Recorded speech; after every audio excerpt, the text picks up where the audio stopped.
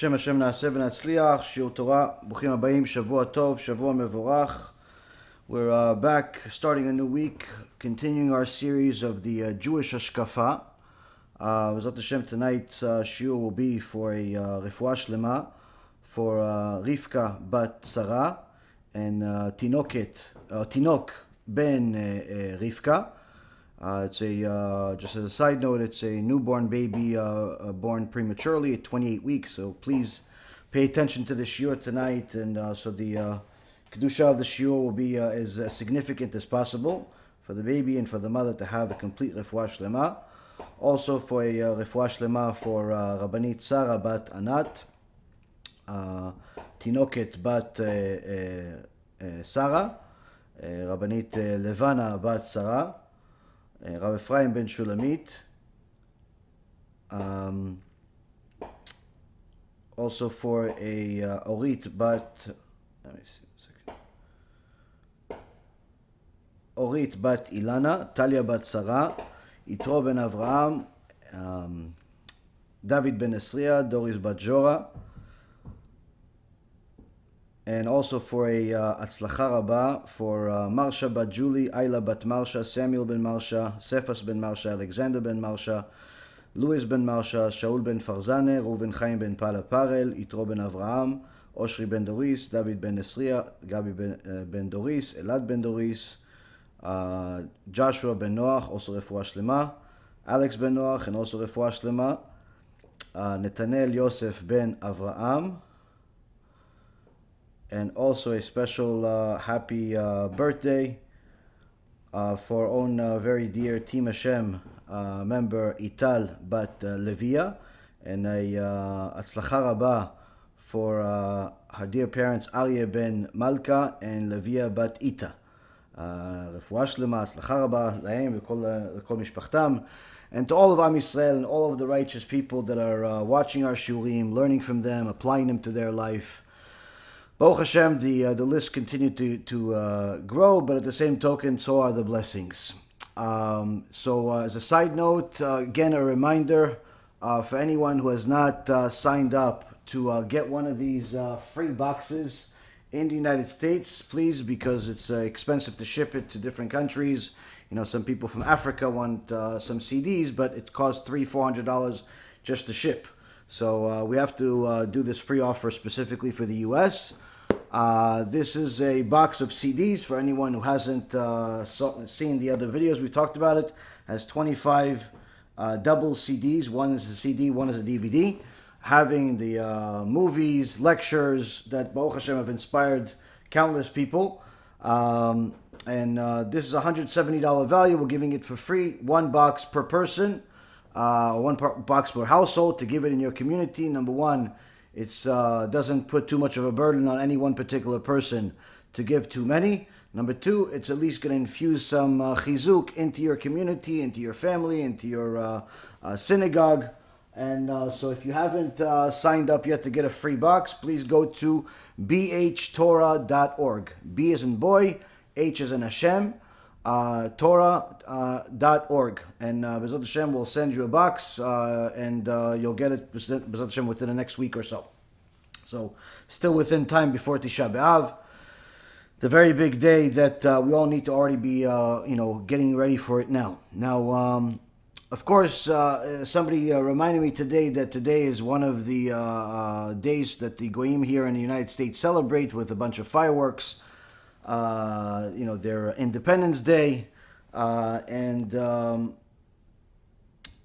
there's no religious aspect of this particular holiday.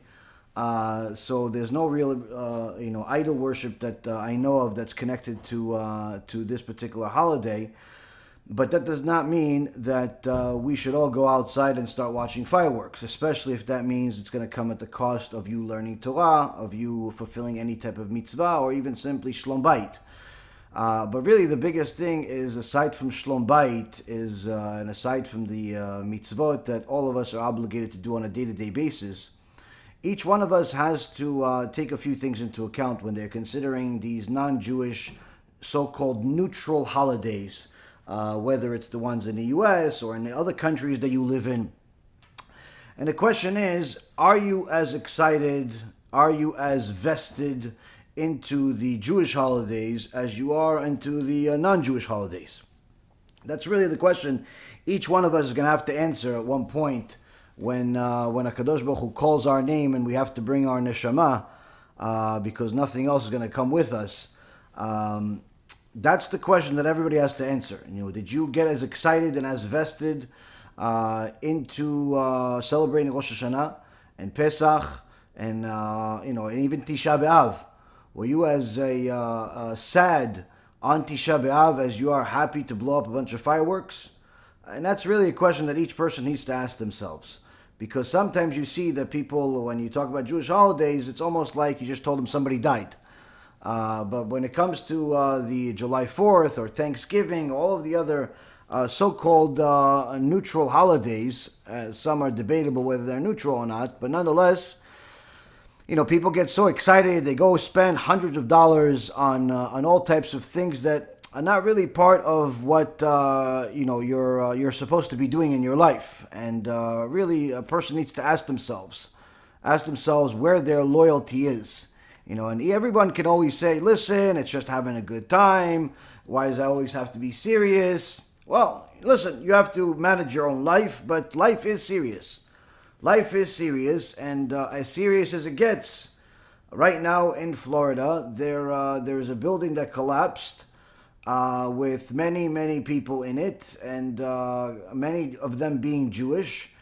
And unfortunately, there's been such a situation where they're not really finding people that are alive in all of the turmoil that's there and all of the debris. And they decided that tonight, during that same time that you're listening to many people blow up fireworks, if you close your eyes, you're hearing things that sound like gunshots, things that sound like bombs, and in essence, it's the same exact thing as those neshamot that are stuck under the debris over there. They're also going to be hearing the same thing because they're going to blow up the same exact place, but with actual bombs to demolish it tonight. So life is very serious. For all of those people that don't want to be serious, life is very serious because I can assure you that those families, those wives, those husbands, those children are not exactly celebrating 4th of July right now. And they're not exactly excited to hear explosions.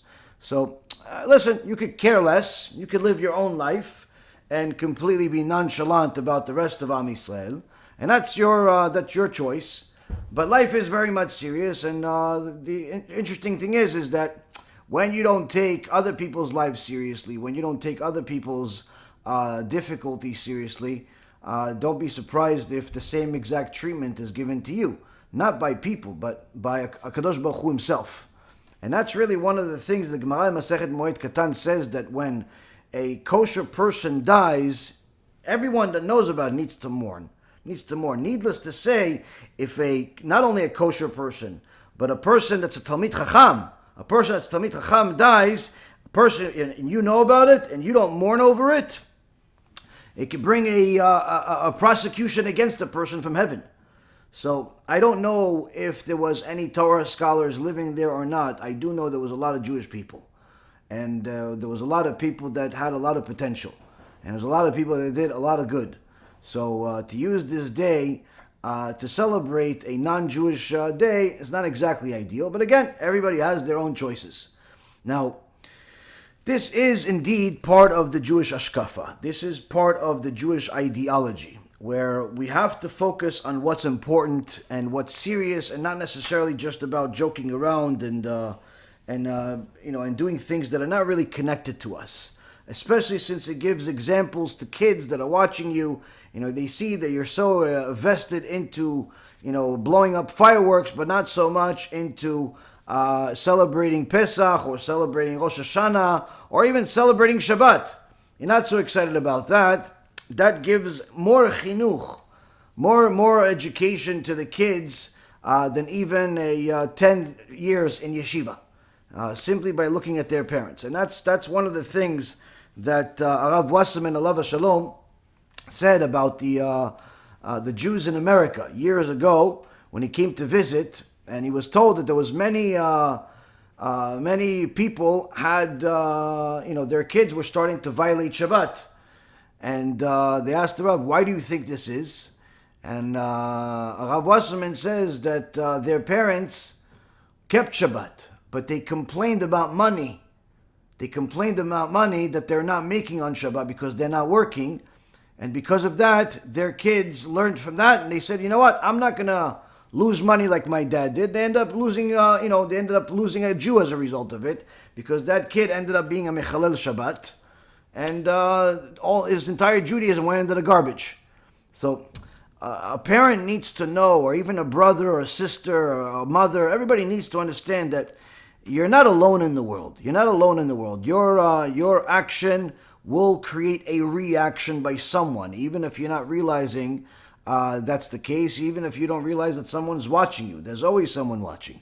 So when people are investing so much time and effort into these types of events, these basketball and football and baseball and movies and fireworks and all of these different things, that's in essence the education you're giving to everyone that's watching you. And it's, you have to judge yourself more than anything else whether you are giving the right education to those that are watching you, and whether you have the right amount of enthusiasm for the things that you really are supposed to be doing in comparison to the things that could be disposed of. Now, the Chazon Ish used a couple of examples in the last week to show us the significance of what a Da'at Torah really is. What is the opinion of the Torah? And really comparing someone that knows a lot of Halacha versus someone that knows a lot of, morals, ethics. Now, of course, both are important, and in essence, both of them are supposed to come together. And that's what we already reviewed for the last couple of months. You cannot have just Halacha by itself, just the Jewish law by itself. You cannot have just morals by themselves, because each one by itself turns into evil. They all both have to come together, and each person that wants to be a complete person, wants to become a scholar or even a decent human being, has to have good morals as well as a good amount of knowledge of the law itself, of the halacha.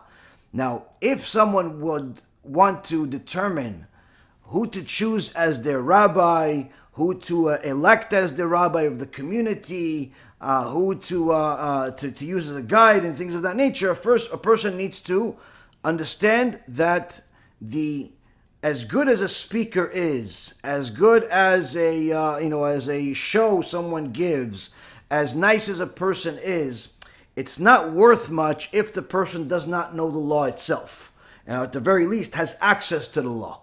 Meaning that if you have somebody that you're using them to guide you, to tell you, what to do in your life, issues with your marriage, issues with your shidduch, issues with your job, and so on and so forth, it's critical that you know that the way to decide whether this person is the right person or not to lead your community or even your life is based on their halachic knowledge. Based on their halachic knowledge. And that's in essence how the sages were measured and are still measured today, where a Torah scholar is measured based on their halachic knowledge, not anything else. Of course, again, I have to emphasize, everything else has to come with it also. But if there was a person that was an expert in telling stories about emunah, an expert in telling stories and of rebuke, an expert in telling stories of Chassidut, but did not know the basics of Halachot Shabbat, or the basics of the kashrut and things of that nature, that's a good person to listen to and get motivated from time to time, but it's not someone that you would make your rabbi. And the reason why is because they don't have all of the tools that you need as a community or as an individual and so on. So here, in section 19 of chapter 3, the Chazon Ish continues with even more details of examples. And he says the following. In the Gemara in Masechet Orayot, page 12b, there's a story where Huna, the son of Rabbi Nachman, explains to Rav Papa the halacha of a high priest, the Kohen Gadol, who has contracted tzarat, commonly known as leprosy, but actually is a spiritual disease, in regards to whether he's permitted to marry a widow or not. After he gave him the answer, Rav Papa got up and kissed him on the head and gave him his daughter as a wife. So what's going on here? Rav Papa was a very wealthy man. Everybody wanted to marry his daughter. Of course, you get married, you don't have to do anything. The father has all the money. But it's not so easy to get the rich man's daughter. Not usually. So now Rav Papa was not only a rich man, he was Talmid Chacham. He was Talmid, a Torah scholar. So Rav Papa was toiling over Torah in a Bet Midrash and couldn't get to the bottom of what happens if a Kohen Gadol gets tzarat. If he gets tzarat, does he lose all of his kedusha? Because we know that if a Kohen Gadol gets tzarat, this spiritual and physical disease, if he gets it, he's no longer fit to serve in a Bet HaMikdash. He can't serve in a Bet HaMikdash, he can't be the Kohen Gadol anymore. Now the question is, since he lost the ability to serve in a Bet HaMikdash, does he lose all of his kedusha? Where he's now allowed to marry a widow, he's allowed to marry a divorcee, he's allowed to marry a woman that's not a virgin, he's allowed to marry a woman that was with a non-Jew once, which according to Halacha is called a zonah. So the question is he allowed if he lost it? So comes Huna and tells him, this is the halacha.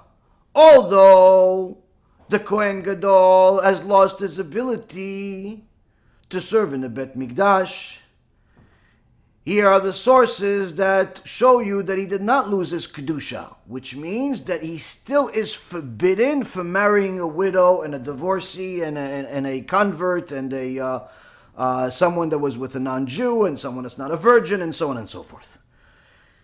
He is only not allowed to serve in a Bet HaMikdash. That's it. Everything else stays the same. Chazon Ish says, if you look at this Gemara, what happens after that? Now, he learned halacha. He learned a new law.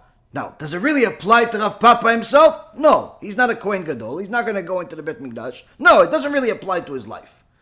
Does it apply to Huna? No, it doesn't apply to Huna either. But Rav Papa was so excited to learn this new halacha that he got up and he kissed him on the forehead and he was so excited, he said, you are going to marry my daughter. You're my chatan. Everyone, meet my chatan. This is my chatan. He gave him his most prized possession. All the money in the world is not worth your daughter.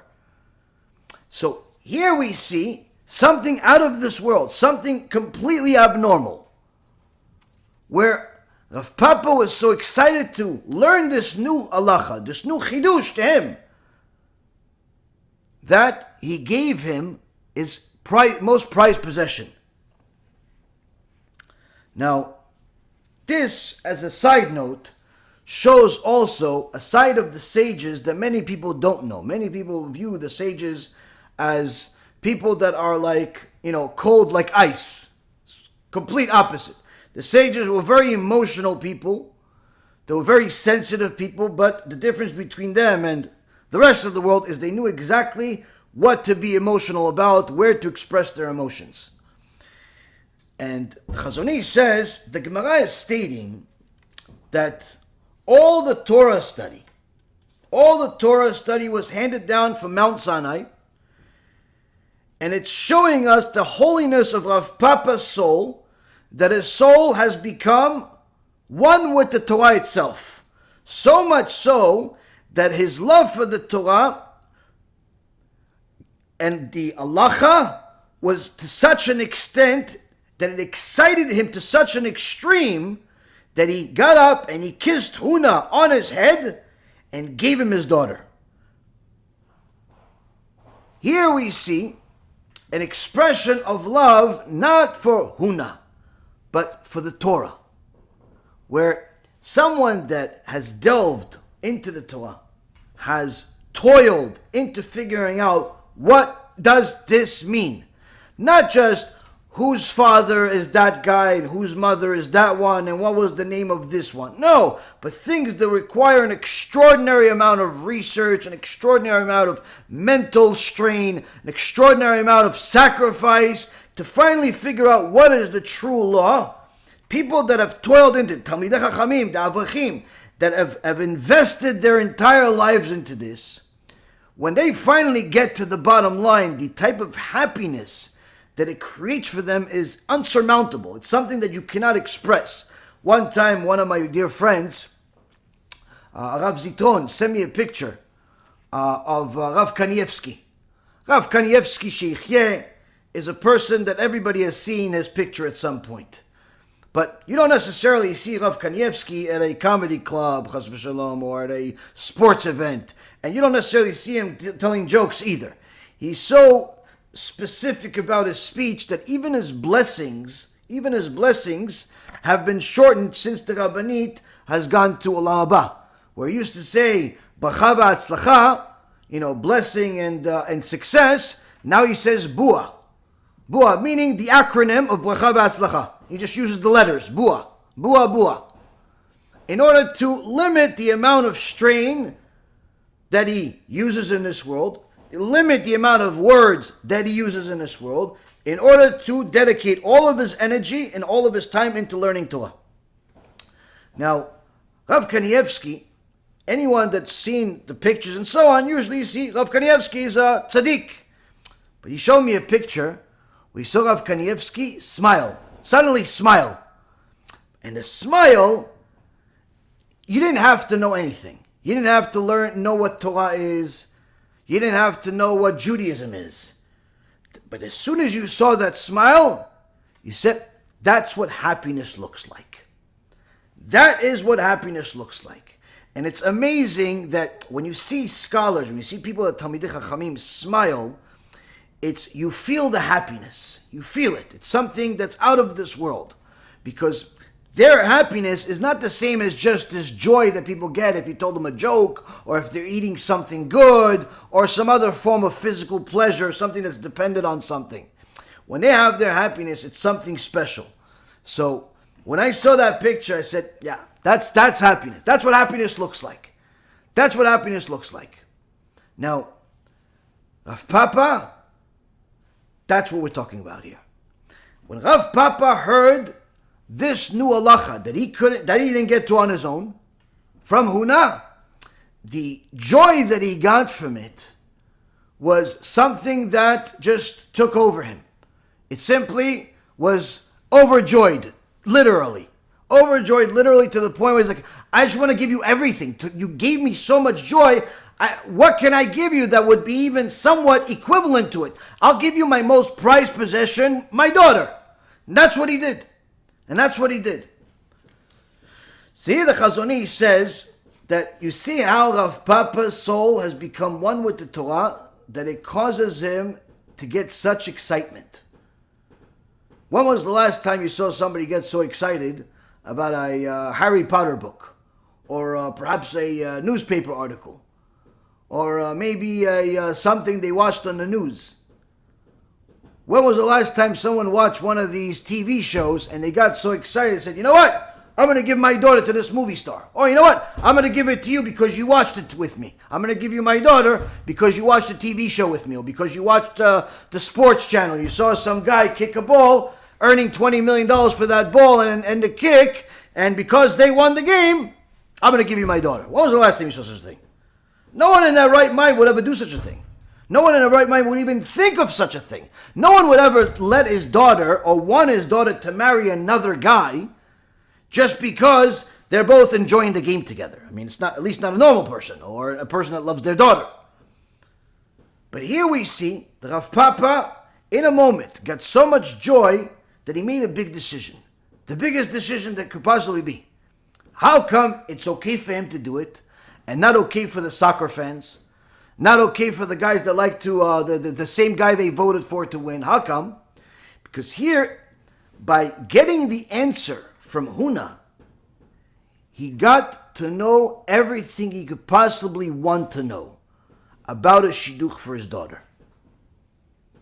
he got to know everything he could possibly want to know about the shidduch for his daughter, which is, does he know Torah or not? That's all I need. Does he have a mind of Torah or not? Not is he smart or not. Not is he good looking or not. Not is he rich or not. Not is he tall or short, or his eyes are green or burgundy, or if his skin complexion is darker or whiter, or is he Hasidish, or is he Ashkenazi or Sfaradi. None of that. Does he have Da'at Torah or not? The second that he saw and heard the Da'at Torah of Huna, that's all I need to know to give you my most prized possession, hence my daughter. Now the Chazon Ish uses this example. The question is, why did the Gemara use this example? Like, why do I need to know that Rav Papa was so excited over the Torah that he gave a daughter to Huna? I mean, you could say, Rav Huna loved the Torah. That's it. Save yourself 6-7 lines from the Gemara. Or you could say, Rav Huna liked the Chidush by Rav Papa liked the Chidush by Huna, and he married off his daughter. Why do I need to know all these details? I mean, do I really need to know this whole scene? Why? Why do I need to know all of this? And needless to say, why is the Chazon Ish using this? And he says the following: there is no doubt that no such thing could happen in the case of these people who are empty of halacha and who study only the fear of God. For why should such a person give his daughter to a person like Huna? If the main component of the greatness of man lies in a moral discourse worthy of benefiting the masses, what good does sharpness of halacha serve? So he says, if you have to compare a person that knows halacha versus a person that knows only fear of God, all he knows is lectures about Gehenom. He doesn't know how to keep Shabbat. He doesn't know how to keep kosher. He doesn't know Tarat Mishpacha. He doesn't really know much. He just knows, listen, don't do anything.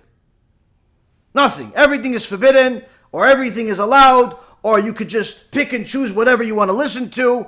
If it's like some people ask me, listen, Rabbi, this 3 weeks thing, is it deoraita or derabanan? What do you mean? Well, I don't know. They're saying that you're not really allowed to shave, and you're not really allowed to listen to music, and you're not really allowed to do a few different things during this 3 weeks till Tisha B'Av. Is that like rabbinical, or is that from a Torah? Now, I could easily give them an answer that many of these things are customs from rabbis. But that would not be a good answer. Why? Because they wouldn't know what to do with that answer. If I tell them, oh, it's rabbinical, to them, based on wherever they learned, what they learned to even ask such a question, that means, oh, it's rabbinical. Oh, okay, so the heck with it. I don't need to do any of this. I don't need to lower my joy in the world. I could just continue things as is. It's just rabbinical, just the rabbis. It's just the rabbis. This is unfortunately the teachings of people like Meza and the others, where they simply mock the rabbis to such an extent that they encourage people to simply choose for themselves. Simply choose for themselves. Oh, it's the rabbis you don't have to listen to. If it says it in the Torah, then you can listen to. Okay, but what is it says what in the Torah? If it says what in the Torah? If it says to keep Shabbat in the Torah, okay, but how do you keep Shabbat? How do you keep Shabbat? To keep Shabbat is in the oral Torah. That's by the rabbis. The rabbis are going to explain to you all different things. But they don't think that far. What ends up happening is that people don't know what to do with the information because they're not educated properly. They haven't spent enough time learning about what the true halacha is, how to follow the halacha, what is yirat shamayim and why that's required when you're following halacha. Who are the sages? Why should I listen to them? They don't have all of these tools. So what ends up happening, and somebody asks you, is this rabbinical or is this biblical? If you simply just tell them, oh, this is biblical and this is rabbinical, in essence what you're telling them, keep this one that's biblical and don't keep anything else. And that in essence makes you a partner to the crime. A partner to the crime of killing them and everybody around them. Why? Because the punishment that HaKadosh Baruch Hu gives a person that violates some of his biblical mitzvot is not always death penalty. Sometimes it's much less. If somebody stole something and they get caught, they have to pay double. They have to pay double. Simple. If they hurt somebody, they have to pay the cost of what the damage is. Rabbinical, on the other hand, is death penalty. All rabbinical violations are death penalty. Now, of course, the people that don't respect the rabbis are going to say, no, come on, that's crazy. Why do I have to listen to all these rabbis, and so on and so forth. Now, one of the people that I mentioned in tonight's Refuah Shlema is Rivka Bat Sarah. And her new baby that was born premature, Be'ezrat Hashem will have Refuah Shlema, become a Talmid Chacham, and Tzadik like his great-great-grandfather. Who was his great-great-grandfather? Rabbi Raphael Ankawa, the Malach. Rabbi Raphael HaMalach. He used to be called Raphael HaMalach because his character traits were so beautiful that people said he's the same thing as a malach, he's the same thing as an angel. Now, Rabbi Kawa was a giant Torah scholar, brilliant in Torah, had character traits of an angel, practiced and taught Yirat Shamayim, fear of the Almighty, fought the wars of the Torah without any fear or any limitations, especially in the issues of modesty, and was loved by the people to the extent when he eventually left this world, 40,000 people showed up to his funeral. Now this Chacham we're not talking about 500 or 1,000 years ago, we're talking about around 100 years ago, less than 100 years ago. And the Raphael HaMalach was such a tzaddik that when he once heard that one of the community members there in Morocco, his daughter was walking around with short sleeves. When he heard this, he came to the father. Imagine, the Gdol Ador, biggest rabbi in Morocco, shows up to your house. Yes, hello? Yeah. I hear that your daughter is walking around with short sleeves. Please speak to her. Okay, but I spoke to her, he says to him, but she won't listen to me.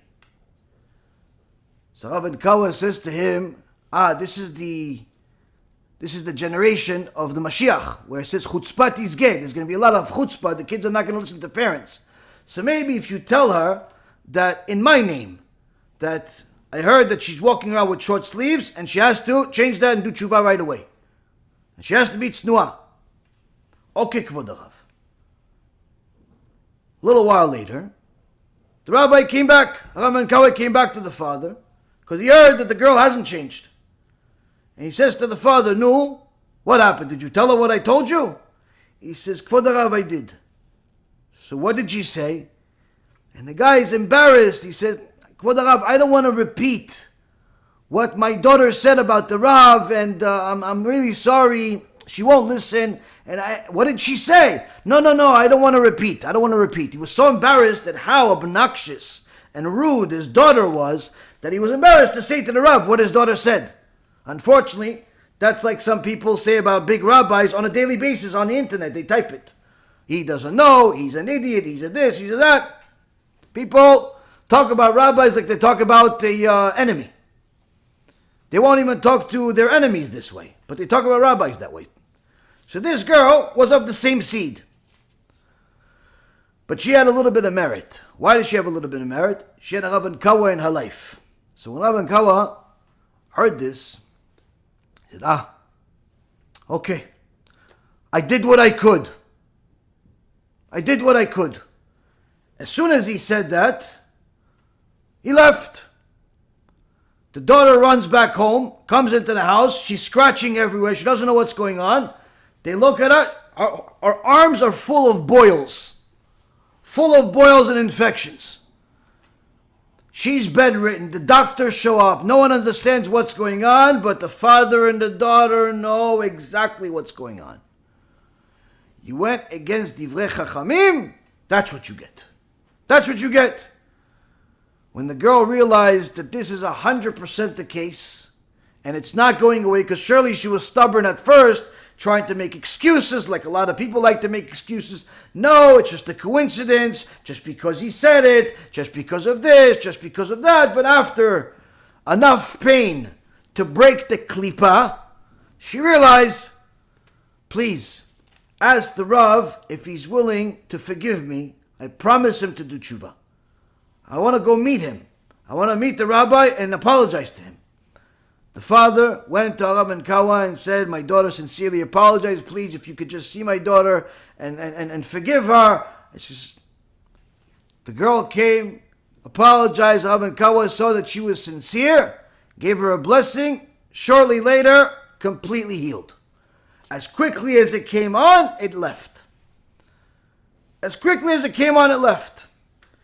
This, Rabotai, is something that Chachamim are dear to Hashem to such an extent that Hashem is willing to forsake His own name and not the name of this Chachamim.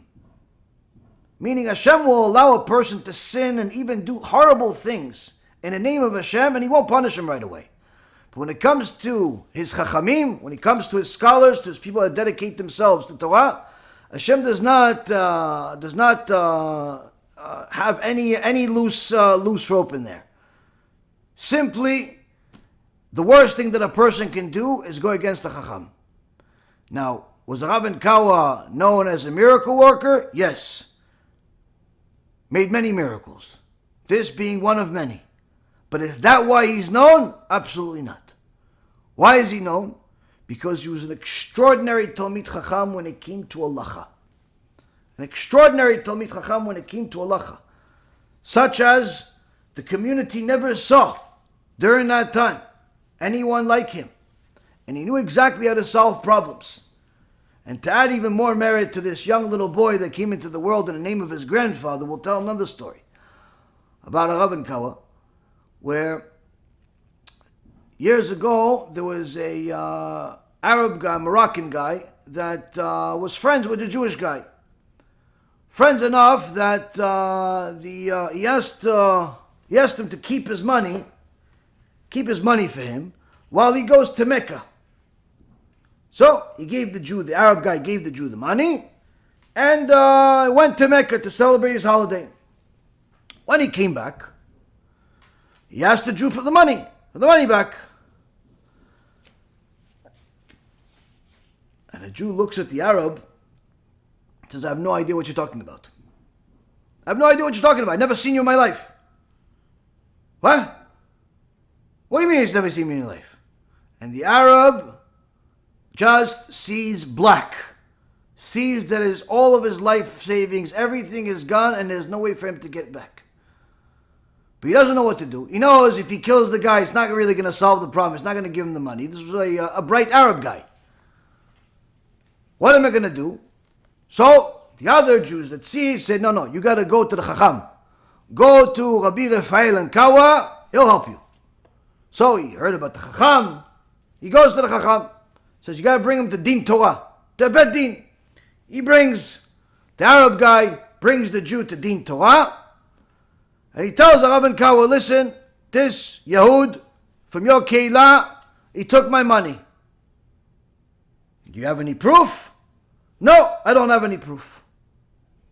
Any witnesses? No, I don't have any witnesses. Now, according to Halacha, there's no witnesses. Nothing you can do. You can't just tell the guy, give him the money back if he didn't really, maybe the Arab guy's a liar. But the same token, Chachamim know Generally speaking, people don't just make up lies out of nothing. There's always something there. Has to be something there. So you can't just dismiss it. So Rabbi Kawa says to him, do you remember where you gave him the money? He said, yeah, of course I remember the money. I remember exactly the place. Where did you give him the money? He says, it was right next to a tree. A tree, certain distance from here, this particular tree. And what did the tree look like? And he tells him the description of the tree. And Rabbi Kawa says to him, what's the circumference of the tree? What's the circumference of the tree? How big is the tree? He says, well, I don't know. He says, go to the tree. Go to the tree. Measure it. Take a rope, measure it, and bring it back to me. Arab says, okay. Chacham says, fine. He leaves. So then, during this time, the Jew is left behind with the Rav. And the Rav starts mumbling to himself and says, I need to go. I need to go. Yeah, I need to go. Yeah, I need to go. Okay. So he tells the Jewish guy, says, okay, listen, he's probably going to be gone for a really long time, a few hours. So I'll be back in a few hours. The Jew tells him, no, Rabbi, that tree, it's only probably 20 minutes from here. It's only 20 minutes from here. I'll be right back. So Rabbi Kawa says to him, if you know how far the tree is, that means you saw where the tree is. That means you were there. That means the Arab is not lying. Go and give him all of the money with every single penny right now. And the Jew realized that he just got caught, and he went and returned the money to the Arab. He got the money ready. As soon as the Arab came back, he was ready to give him the circumference. Hey, Kvod Arav. No, you don't have to say anything. The Jew gave him all the money back. I'm sorry, I took your money. The Arab went into the community, into the Arab community. Says there's no Chacham like this Yahud, this Rabbi, the Malach. There's no like him. Rabbi Yafael, smartest man in the world. That is the messenger of Hashem. It was big Kiddush Hashem, even though it was a Jewish criminal that led to this. Needless to say, Rabotai, when you understand Halacha, and you understand that you can't just dismiss things just because it comes from the wrong side, or the wrong people, or the wrong direction that you thought, bottom line is you have to know the law and how to practice it. The Chachamim knew exactly who, what, when, and how, with every aspect of the Torah. Now, at the time of Rabbi Mordechai Eliyahu, who was one of the Rishon LeZion, there was a war. There was the obviously Saddam Hussein. And Saddam Hussein, Imach Shimo V'Zichro, had a very big interest in destroying Am Yisrael, Eretz Yisrael, and so on. Now, Rabbi Mordechai Eliyahu, everyone knew he was a Gadol Ador, it was a Posek, it was a giant Chacham, and so on. What some people don't know is that he was also an extraordinary Mekubal, a very big Mekubal. And when Saddam Hussein announced that he is taking the name Nebuchadnezzar, and his station of missiles, he called it Shvaisre B'Tammuz, the 17th of Tammuz, which is the day where the Am Yisrael's the Beit HaMikdash was they broke into Yerushalayim. So Rabbi Mordechai Eliyahu knew that this is a Rasha that's relevant to the end of times, a Rasha that is relevant to the prophecies of the end of times, and it's not just a typical Rasha that hates Jews. So Rabbi Mordechai Eliyahu, who according to the whole world is known as a Posek, as a Chacham, not necessarily as a Mekubal, but he was a very big Mekubal.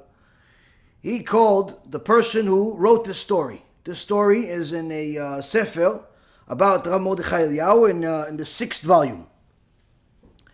And this particular person that told the story is still there today in Meron. In Meron, where Rabbi Shimon Bar Yochai, the whole situation that happened recently in Meron. One of the people over there running the place, he's still there today for anybody that wants to go check the story with him. He's the one that wrote the story. He's the one that witnessed the story. And he gets a call from Rav Mordechai Eliyahu. And he says to him, listen, I need you to prepare the place for me. I'm bringing myself and 9 other chachamim. We need the place and we need privacy to do something. So he understands the message. Make sure that no one else is going to be there. But at the same token, it's a public place.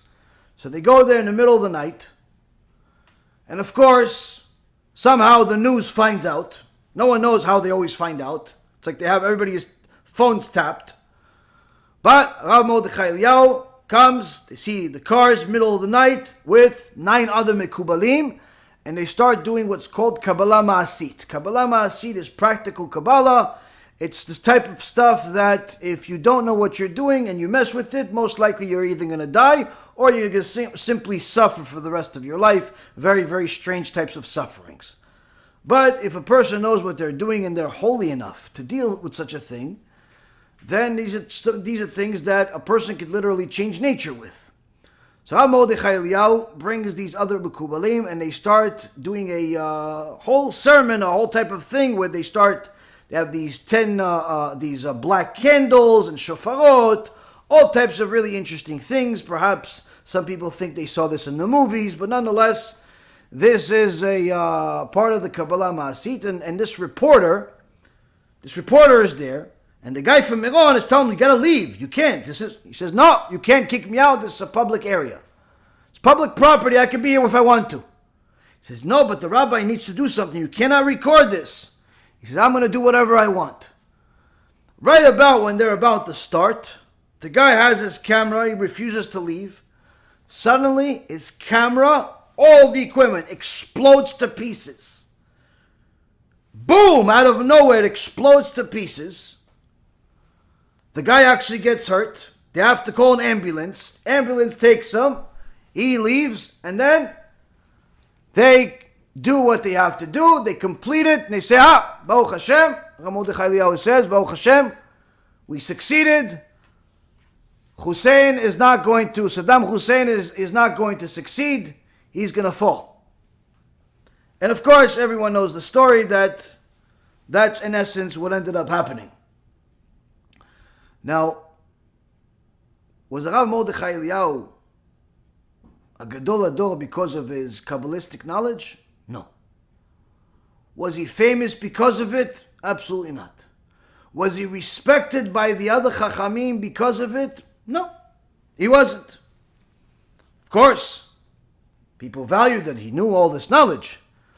But to become a Gadol Hador, or even to become a Chacham, is not because of Kabbalistic knowledge. Although everyone that doesn't know anything wants to attain it because it sounds cool. You can move stuff with your mind. You could do all types of things. It sounds cool. Sounds like you become a superhero. But only the fools run into this world without the right equipment. Only the fools. Because although it is extremely stimulating, extraordinary, amazing, and every type of positive word you can describe, for anyone with a little bit of understanding of what it is, knows that it's not for everyone. In fact, it's not for the overwhelming majority of people to even learn about it or delve into it. Because if you are not pure enough, if you are not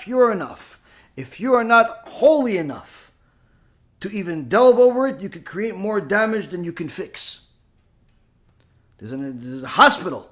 There's a hospital in Hanof, specifically with a department for people like this, that delved into this Kabbalistic world without being well suited for it, and unfortunately, they're in an institution for the rest of their life.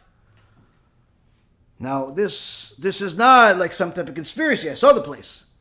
And the reality is that many people today want to buy all types of Kabbalistic works because they think that's what's going to make them holy. They don't realize that in order to even be able to be well suited for this world, you already have to be an expert in Halacha, an expert in Shas, an expert in Shulchan Aruch, an expert in all of the basics, expert. Not just you've read it once, you got over it, you've glanced into it, perhaps maybe even wrote a few articles about it. An expert in all of that, plus a bunch of other things. Literally, you have to become a pure vessel to get into this world.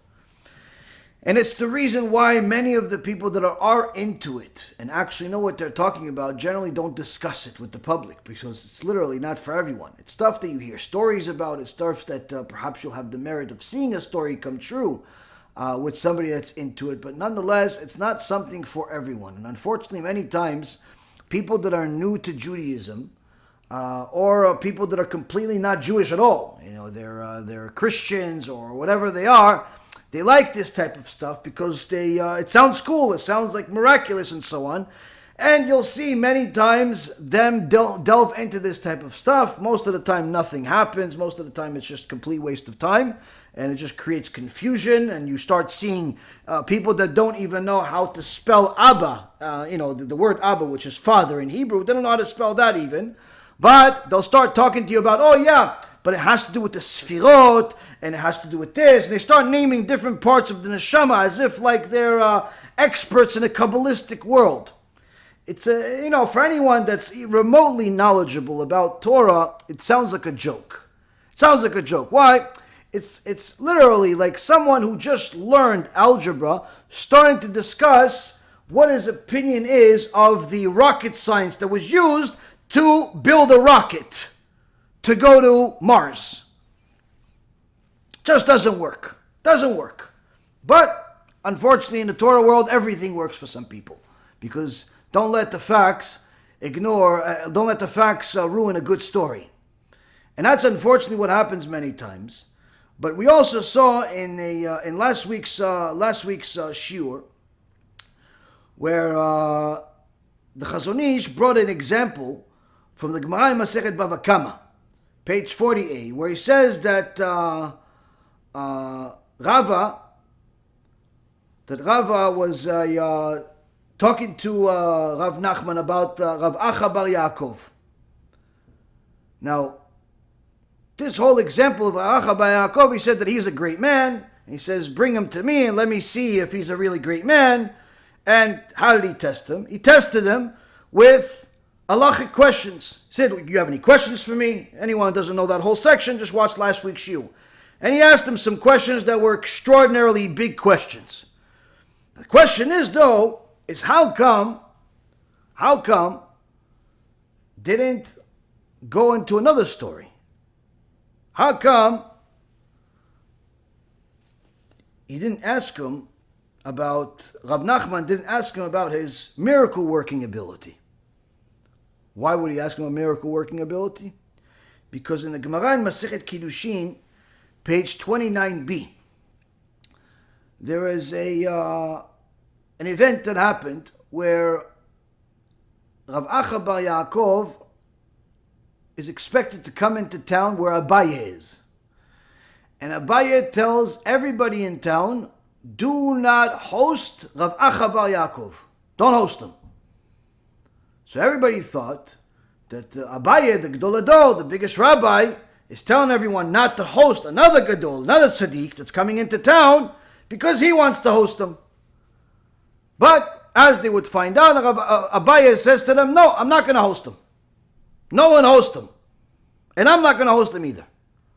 So instead of all the announcements, you would have typically posters everywhere. Tzadik is coming to this town. Everyone is running to host something. No one is hosting. So if Acha bar Yaakov comes into town, nothing. No one's hosting him. No one's paying attention. Nothing. So okay, fine. I'm going to go and stay at the Bet Midrash. And he goes into the Bet Midrash.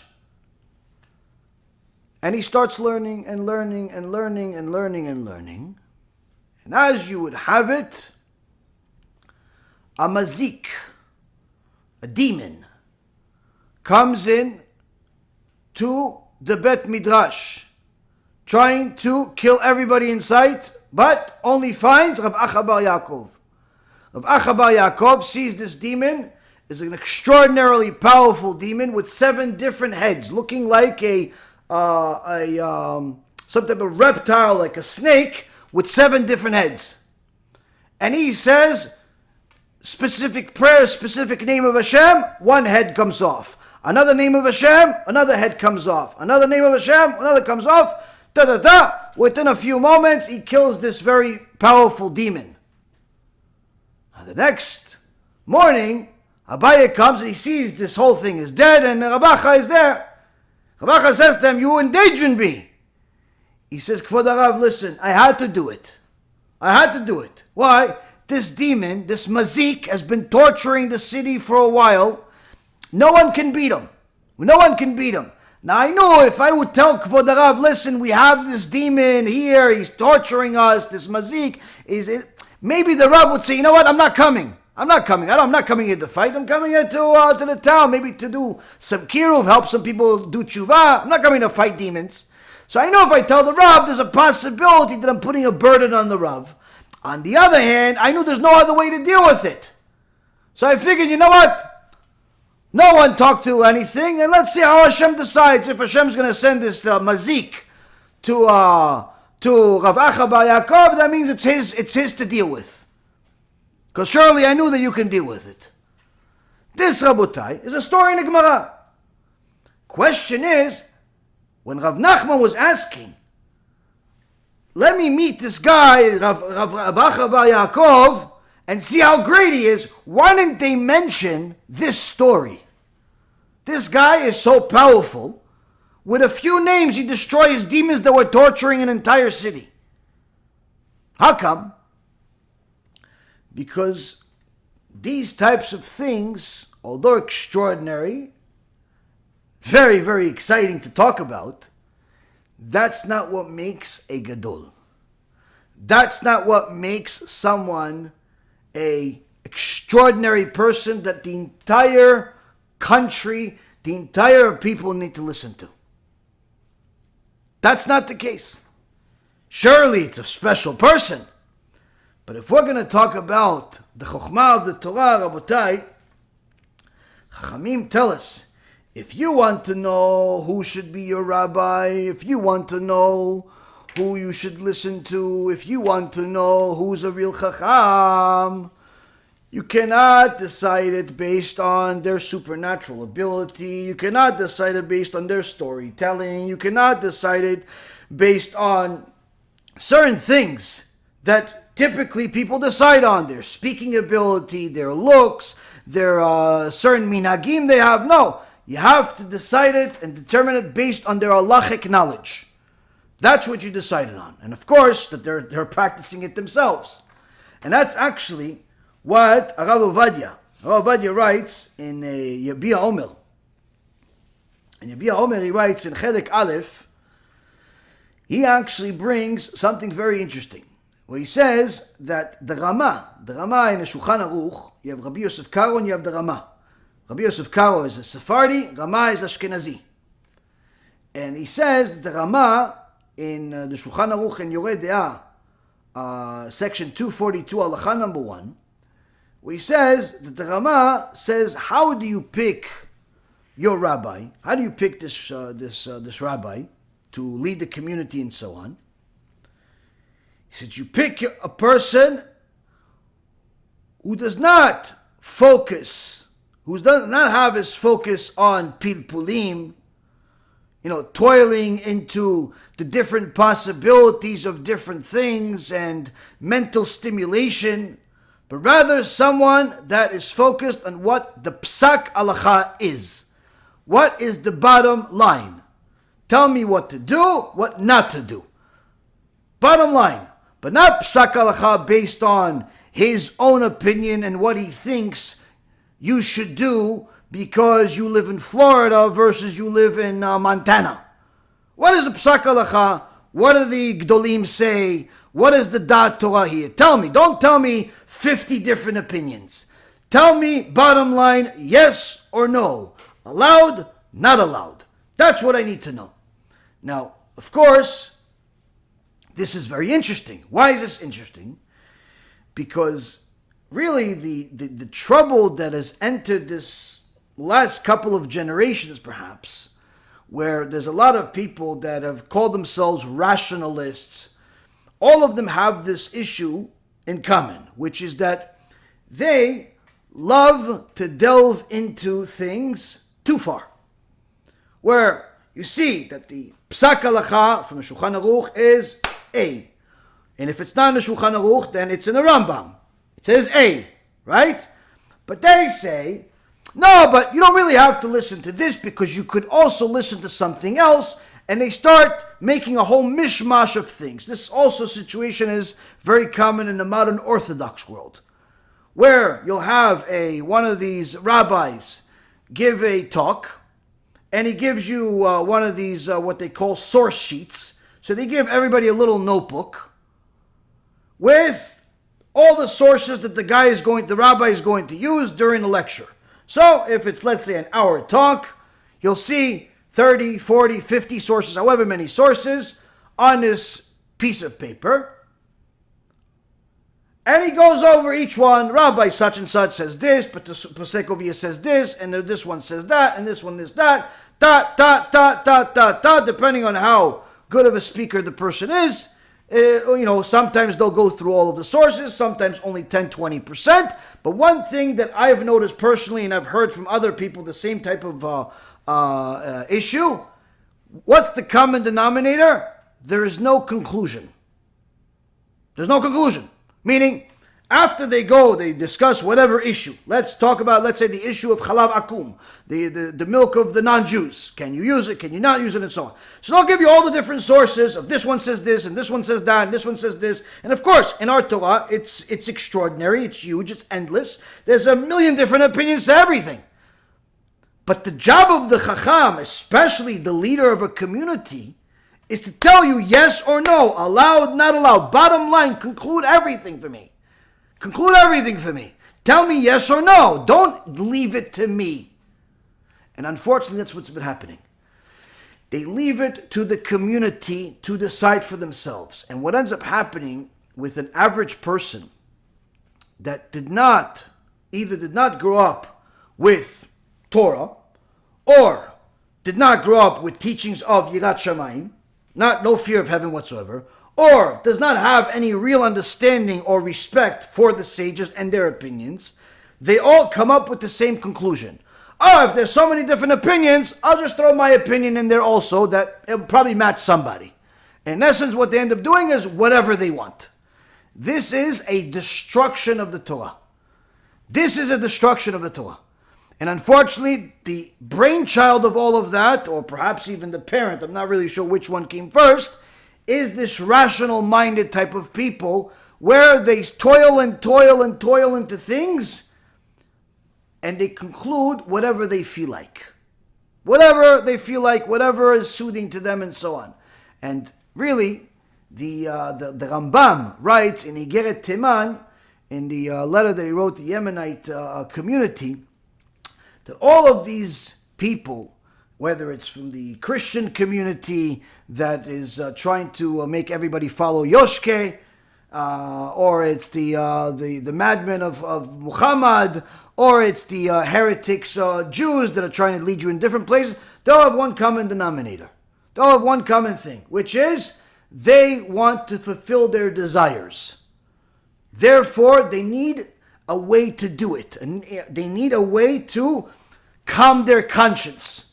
So how can I fulfill my desires that are animalistic, but at the same token, still be viewed by myself and others as righteous? What do? They try to rationalize the Torah and in essence destroy it in order to permit themselves to fulfill their animalistic desires, which is the conclusion of all of it.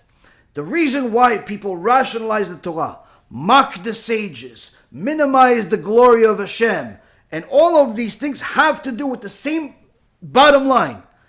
The goal is to fulfill their own animalistic desires. But they're not going to tell you that, and sometimes they themselves don't realize it.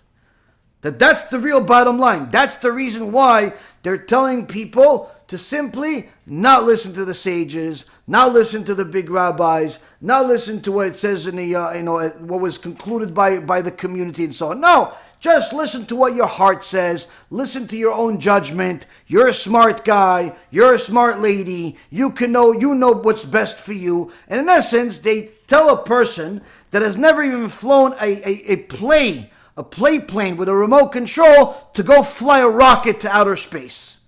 That's in essence what they're telling people to do. And that's the big problem with people like that in the world, where they say, listen, why don't you just debate me?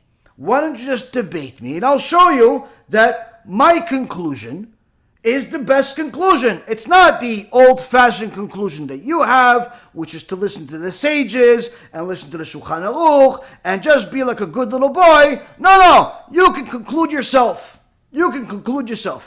Now, how come we don't debate such people, whether they're Christian missionaries or they call themselves Messianic Jews, or they're heretics of other kinds like this Mesa and Prager and Manis Friedman and the others? Why don't we just, duke it out? Because just like in the secular world, people have different opinions. If they're running for office or if there's some type of money on the line or something like that, they'll duke it out with a debate. Why don't we do that? This, Rabotai, has to do also with Halacha.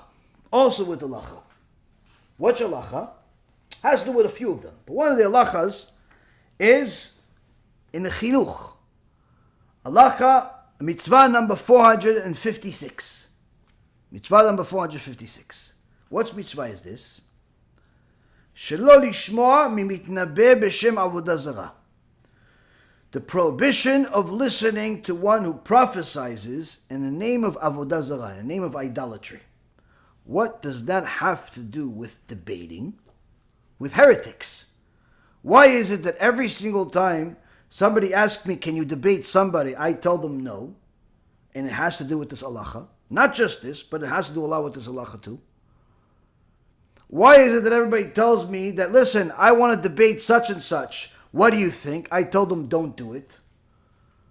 Why is it that when somebody told me, listen, there was somebody that did a debate with some Christian missionary and he won, now he wants to have a second event, can you sponsor it? And I say no. Why? First and foremost, we have halacha. The halacha starts with this and grows much, much further. In this halacha it says that there's a prohibition of listening to one who prophesizes in the name of avodah zarah. But the guy is not prophesizing in the name of avodah zarah. He's not even a prophet. In fact, he's a Jew. And he is talking about Judaism, just his own ideology of Judaism, his own perception of Judaism. So what does that have to do with it? Let's see. The pasuk goes, where this is based out of, in the book of Deuteronomy, chapter 13, verses 2 through 4. Again, this is in the Chinuch, book written about 800 years ago. Mitzvah number 456.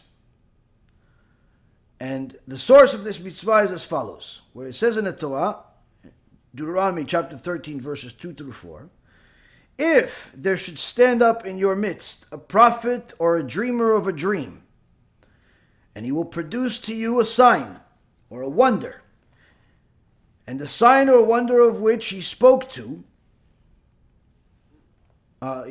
you comes about, saying, let us follow gods of others that you did not know, and we shall worship them.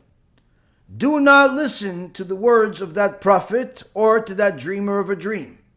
For Hashem your God is testing you to know whether you love Hashem your God with all of your heart and with all of your soul. So here the basic pshat, meaning of this, is that Hashem is already prophesizing both Christianity and Islam and all of the ones that came in between them, telling you that if you have somebody that comes and tells you that they have a new way, there's a New Testament, there is a Quran, there is a prophet, we call him Yoshke or Muhammad or any other Pikachu in between, and they are telling you that, listen, the Torah is great, but there's a new thing. We call it the New Testament. We call it the Quran. We call it something else in between. It says, Hashem says already, anyone that comes to you, even if they perform miracles, like people say that these two made. Even if they predict something and it happens. Don't listen to them. The second they tell you to steer away from the Torah, they become what's called Navi Sheker. What's Navi Sheker? A false prophet. So how come Hashem is allowing this false prophet to make miracles? How come Hashem is allowing this false prophet to predict things before they happen? The verse says, for Hashem your God is testing you to know whether you love Hashem your God with all of your heart and all of your soul. So now the chinuch starts to elaborate. It says that in order to know whether someone is a real prophet or not, we have to test them. We have to test him. We have to know he has to do certain signs. He has to prove himself to show that he has the powers of prophecy. And he has to predict certain things before they happen. Similar things to these. But there's a difference. What? The real prophet tells you things in the name of Hashem to continue what Hashem already said, not change it. Here we have people that are changing it, telling you there's a new covenant and a new way of serving Hashem and so on. So here, these verses, the Torah is commanding us not to engage in an idolatrous prophet, where we have to swiftly end the conversation with him and not even challenge him to prove his prophetic abilities, as we do with a person who claims to prophecy in the name of Hashem. Meaning, if a person says, I'm giving you prophecies in the name of Hashem, we listen to what he says. He has to prove himself. But if a person is giving you a new covenant, person is giving you a new Quran or a new way of thinking, we don't even debate these people. We don't talk to them. We simply run away from them. Now, even if this idolatrous prophet produces a sign or a wonder without us asking, we must believe that these signs are nothing but witchcraft and sorcery, and that Hashem allowed him to possess and display such powers only in order to test us. The Gemara in Masechet Sanhedrin has a debate between Rabbi Akiva and Rabbi Yossi Aglili, where Rabbi Akiva is saying that, no, this prophet, perhaps Hashem gave him the abilities because he was a good prophet initially and then he turned bad. But Rabbi Yossi Aglili is saying, no. He is using sorcery and witchcraft to make all this magic tricks. And it looks like the chinuch is leaning towards that way. But either way, even if somebody that's prophesizing a false religion, a different from the Torah, makes miracles, says things that are going to happen without us trying to test them, we still are forbidden from listening to this person. And in fact, we have to leave this person and not even debate him, not prove anything, nothing. This is simply a test from Hashem. Now,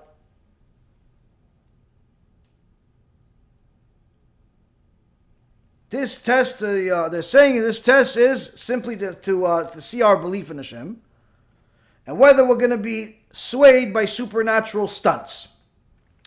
Now, the term idolatrous prophet is not simply just somebody that is prophesizing for idol worship itself directly, but even if it's somebody that's simply telling you things that are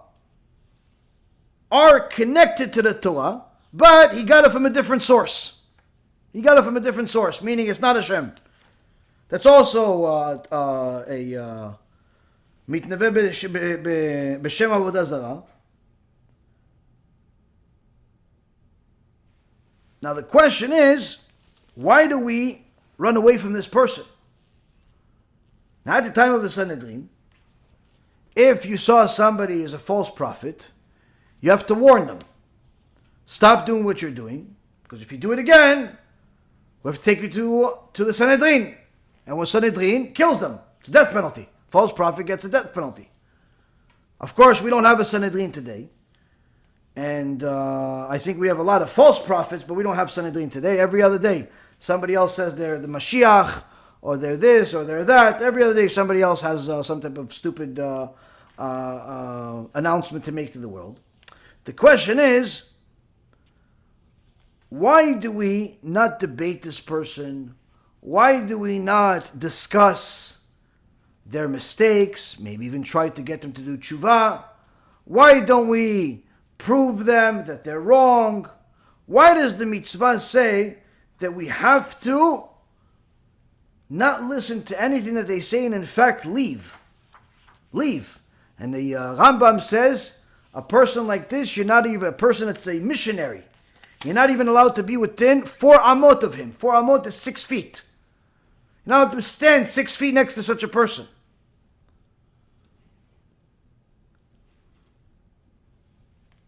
The Chinuch says, we are commanded not to listen to the words of one who prophesies in the name of Avodah Zarah, meaning to say that we should not examine him and should not ask him to provide us with signs or wonders to substantiate his prophecy, as we do with one who prophesies in the name of Hashem, where he must accurately predict future events and prove that he's a genuine prophet.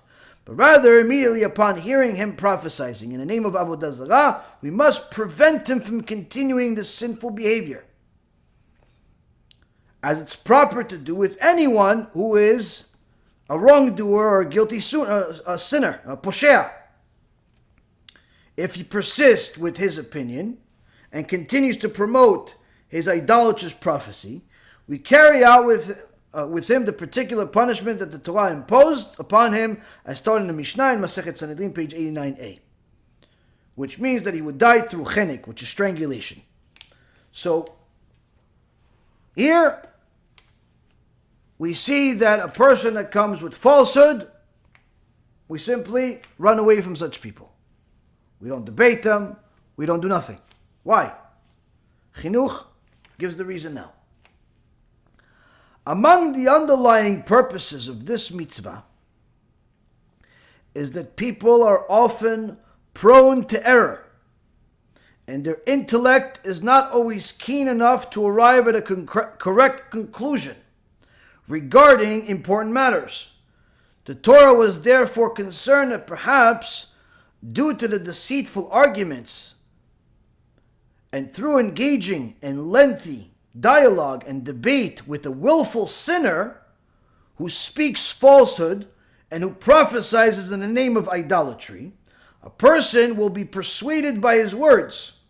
And even if he will not be persuaded by the words of this idolatrous prophet and will not accept his beliefs, he may perhaps have some doubts in his heart, even for one moment, that there is some trace of truth in that prophet's falsehood. Now we know that the words of the idolatrous prophet cannot endure for more than a short time, for the truth will ultimately emerge and show its way, and will attest to the utter falsehood of the words of the prophet.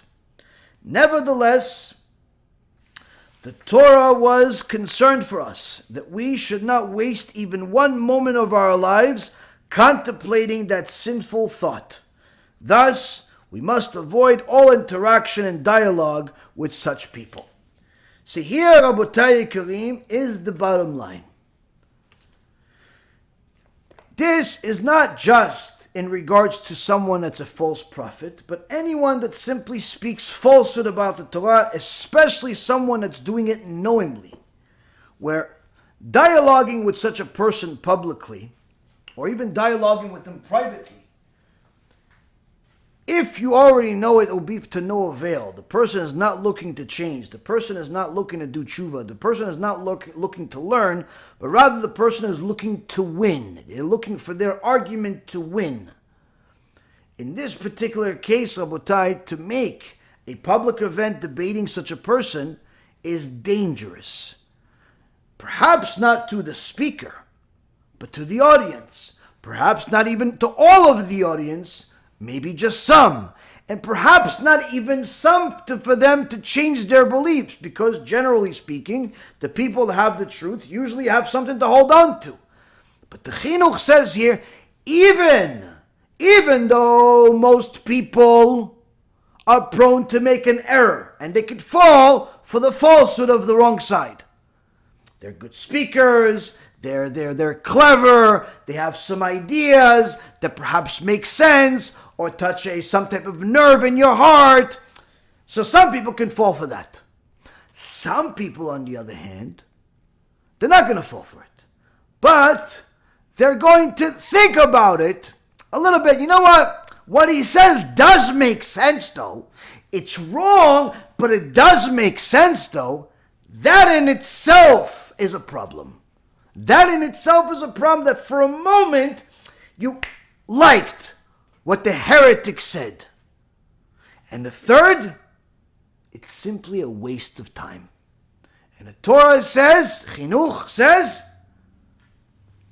just wasting your time on this foolishness is enough of a reason not to delve into it. Just wasting your time thinking and debating whether the heretic's words, whether the idolater's words are valid or not, just even delving into it, thinking about it for a few moments already is enough of a reason not to do it. Why? You should be spending that time learning Torah. You should spend that time, do what you're supposed to be doing. Now, of course, the Gemara does say you should know what to say to an apikoros.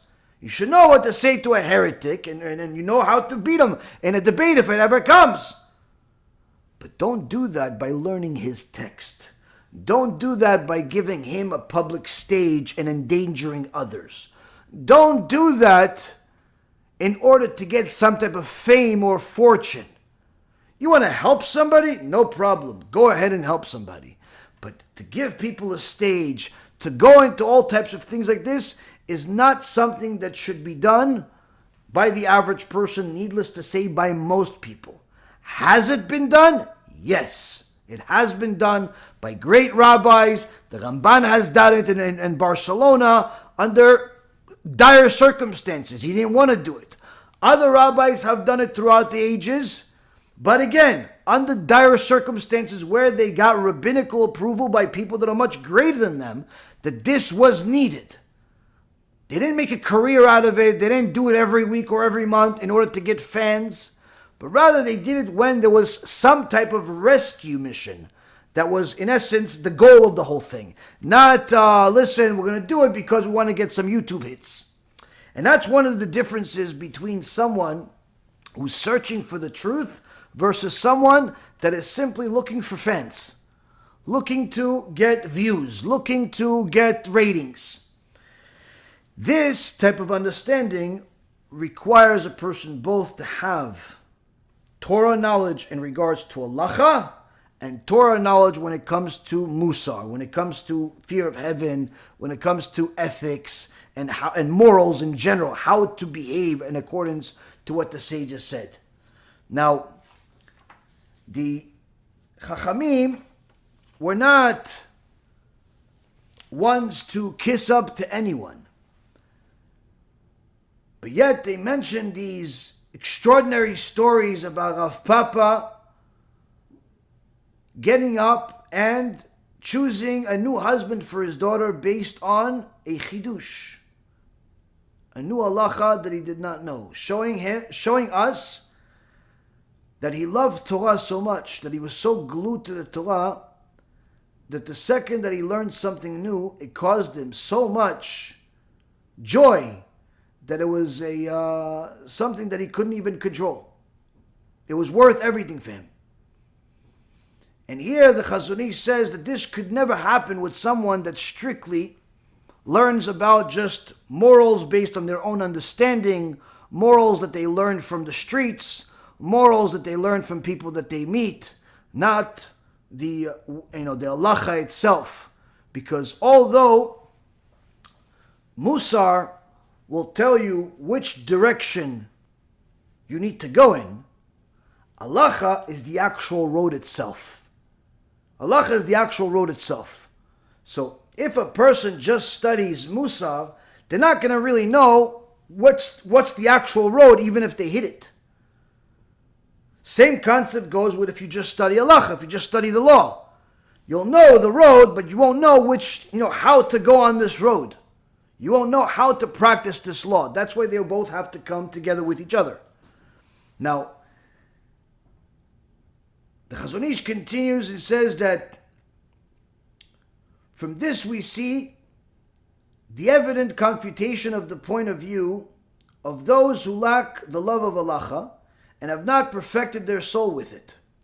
For this knowledge of Halacha is the complete perfection that Hashem loves.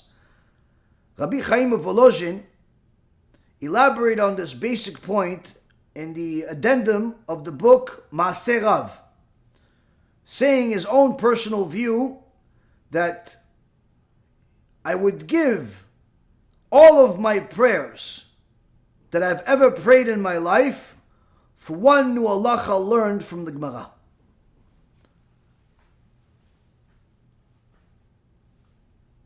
Now, Rabbi Chaim Volozhin was one of the Gedolei Ador. The yeshiva system we have today is based on Rabbi Chaim Volozhin. And he says that all of this, all of the good that I have, all the prayers that I make for parnasah, all the prayers that I made for good health, all the prayers that I made for everything in my life, I would give all of them, just to learn one new thing in the Gemara. This is not to say that he's telling you that he knows everything, although he didn't know a whole lot that we could ever know. But he's trying to tell you how valuable it is to learn a single thing in a Torah if you really understand the value of Torah. And he would have given all of the prayers that he prayed his entire life just to learn one more halacha. And then continues the Chazon Ish, says that good deeds are not assets that can be bought, sold, or exchanged. Rabbi Chaim Volozhin was simply using this expression to convey the idea that a Torah scholar should sacrifice himself completely to studying halacha and clarifying the law from the Gemara, because that is the form of worship most beloved by Hashem. And it's on a higher level than prayer. Many times you'll see that people pray a lot. And it's good to pray. But it's even more important to know the priorities or the significance of things in the eyes of Hashem. The Gemara in Masechet Shabbat, page 10a, has a story where Rava sees Rav Amnuna praying a long prayer. And after a little while, he rebukes him. And he says to him, you're spending all this time praying for things of this world when you could be already learning Torah, which is going to make something much greater for the next world. Meaning that, yes, prayer is good, but learning Torah is much more significant. Now, it doesn't mean that you don't pray. You still have to pray when the time is to pray. But you have to understand that to learn Torah, especially when it comes to learning halacha, learning the bottom line of what needs to be done, how to be done, and so on, that is the upper echelon of Torah. That is the highest end of Torah. To know the will of HaKadosh Baruch Hu is to know halacha. Now, the problem is that sometimes you have people that are going to tell you, listen, there are some things that are clear in the Torah. It's in the written Torah. You need to do it. Great. And there are some things that are not so clear.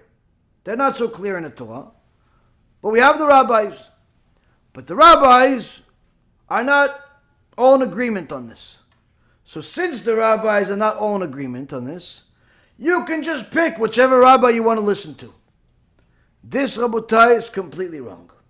The Gemara in Masechet Rosh Hashanah, page 14a, says, the kula de Bet Shammai, the kula de Bet Hillel, a person that looks for the leniencies of Bet Shammai and the leniencies of Bet Hillel, Rashau, he's a wicked person.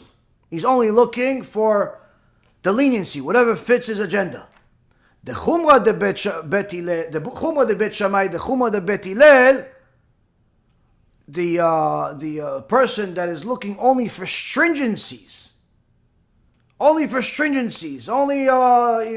Bet Shammai or Bet Hillel only wants to do the most stringent stuff. He is like a dark mule walking in darkness even. That's what the Gemara says. Meaning, you can't just pick and choose rabbis like you're choosing a new shirt for the weekend. It doesn't work that way. First and foremost, there has been a decision by Gdolei Israel, the people that know a lot more Torah than us, people that know a lot more Torah than anybody else, that everything that the Shulchan Aruch has paskined on, that's what Klal Yisrael goes by. That's what Klal Yisrael goes by. You are Ashkenazi, you go by the Rama. You're Sfaradi, you go by Rabbi Yosef Karo. Now there are some things that the Shulchan Aruch did not paskin on. He didn't paskin on. So then we look at the Rambam. Generally speaking, we look at the Rambam. If the Rambam paskined on it, we go by the Rambam. That's what we go by. But there are some things that are new in our age, are new in our times, that we need the poskim of the recent generation to clarify for us. Either because they did not exist back then, and therefore it's in essence a show us how to apply the pre-existing halacha to today's new world, or it's a clarity of how to apply specific halacha to a new tool. Point being is, you have poskim of today. New circumstances of today are discussed by the Gedolim of today. But the vast majority of stuff doesn't need that. The vast majority of things, how to keep Shabbat, kosher, tarat mishpacha, all of the very basic stuff is things that you can simply follow the Shulchan Aruch, follow the Gedolim of the generation, whether it's Rav Ovadia or the Chazon Ish, or you have a Chafetz Chaim, and so on and so forth. You have Gedolim, you have enough material out there where there's really no place that you could walk into without having at least a few different things that you could apply to that place. A few different things that are relevant to that thing, whether it's a business activity or a transaction or a certain life activity or whatever it is. Everything has some type of Torah available that's applicable to it. And it surely is Chachamim that have discussed this issue. Now, you yourself are generally not going to have time to review the entire Torah yourself, hence the reason why you need a rabbi. That's a Talmid Chacham that's going to point you in the right direction of tell you yes or no. If you're a scholar yourself, then you need to have a rabbi to double check that what you're saying, what you're concluding is right. You're going in the right direction. But generally speaking, most people are not rabbis. Most people, even if they are rabbis, they're not qualified enough to paskin halacha for themselves. That is the reason why, even if somebody is smart enough to know where to go and find the final ruling, it is still not a good idea. In fact, it is a terrible idea to teach the public, the masses, to go do that. Meaning, if there is a book that's clear, says yes, no, basic things for the average person. For example, you have the Sephardi people, you have the Yalkut Yosef. It's translated into English, it's in Hebrew. It tells you yes or no on practically everything you need to know on your day-to-day life. If you're in a Ashkenazi, you have the Kitzur Shulchan Aruch, which is a book that was written about 100 years ago and tells you yes or no about a lot of different things. And of course, there are other things that you have the Chafetz Chaim also. You have a lot of other things that you can review. But the point being is that to go tell people to go review the Shulchan Aruch itself from 500 years ago and figure out, or to go review every posek out there and then figure out, or to go give people a source sheet with 50 or 100 different sources discussing their views of the same point is ill-advised, and at best case, and at worst case, it's horrible. Why? Because either people are not going to do it, or they're going to arrive at the wrong conclusion because they don't have Da'at Torah. They don't have Da'at Torah. Now you're going to say, okay, listen, but the guy, sometimes he wants to be honest. He says, listen, even though it's good to do XYZ, it's not an obligation to do XYZ. It's an obligation to do X. So I just do X. If you do X, in essence, fulfill the obligation yourself, it's not great because the teaching is XYZ, and you're doing X. It's not great, but it doesn't necessarily make you a sinner. You're right. But if you teach or you publicly announce that you know that XYZ is what everybody does, but really you're only obligated to do X, and that's what you tell people, then you are not only a chamor, but you are a machtia rabim. You are causing the publics to sin. Why? Because by telling them your shortfalls publicly, you're in essence publicizing a new teaching. You're in essence telling them that it's okay, that this becomes the new standard. You're in essence making a new level for them to aspire to. And it's not the level of what they're supposed to be doing. Now, of course, not everybody's going to succeed doing X, Y, Z. But who are you to decide that? Why are you deciding for them to do only X?